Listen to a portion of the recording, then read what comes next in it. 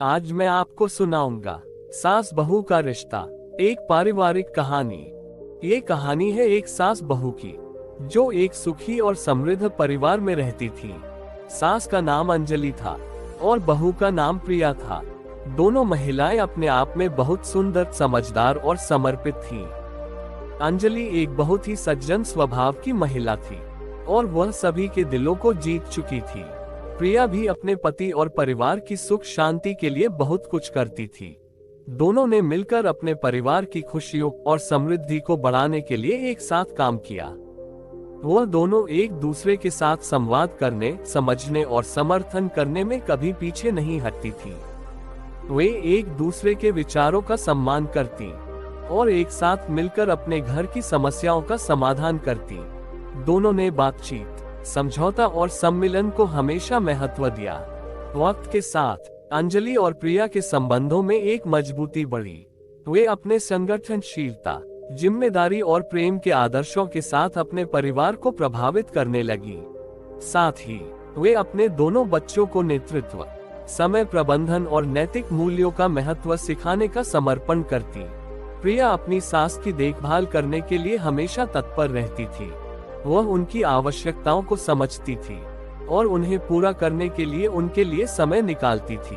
दूसरी ओर अंजलि भी प्रिया की मदद करने के लिए सदैव तैयार रहती थी। एक दिन अंजलि को अचानक स्वास्थ्य समस्या हो गई। उसकी सेहत धीरे धीरे खराब हो रही थी। प्रिया तत्परता से उसे डॉक्टर के पास ले गई और उसे सही उपचार प्राप्त करवाया।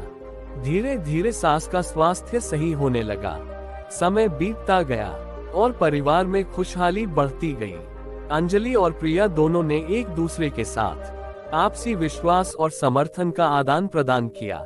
वे एक दूसरे के सपनों और उम्मीदों को समझती और उन्हें प्राथमिकता देती। अंजलि ने प्रिया को बहू नहीं बल्कि बेटी के रूप में देखना शुरू किया। प्रिया भी अंजलि को अपनी खुद की मां की तरह देखती। एक दिन प्रिया के पति की सेहत खराब हो गई। वह बीमार पड़ गए और अस्पताल में भर्ती हो गए। प्रिया ने अपने पति की देखभाल के लिए सभी कामों को संभाल लिया। उन्होंने बच्चों को समय से देखा, घर के काम किए और अस्पताल में पति का ध्यान रखा। इस दौरान अंजलि ने पूरी ईमानदारी से प्रिया की सहायता की। उन्होंने बच्चों की पढ़ाई का ख्याल रखा, उनके साथ खेला और उन्हें प्यार दिया। उन्होंने बेटे के इलाज में भी मदद की और उन्हें संघर्ष के समय प्रेरित किया। धीरे धीरे प्रिया के पति की स्थिति में सुधार हुआ और उन्होंने अस्पताल से वापस आने का निर्णय लिया। अंजलि और प्रिया दोनों ने उनका स्वागत किया और उन्हें अपने घर में आस्वादित किया। वे सभी खुश थे कि परिवार का सदस्य ठीक हो गया था और अब सब फिर से खुशहाली की ओर बढ़ रहे थे।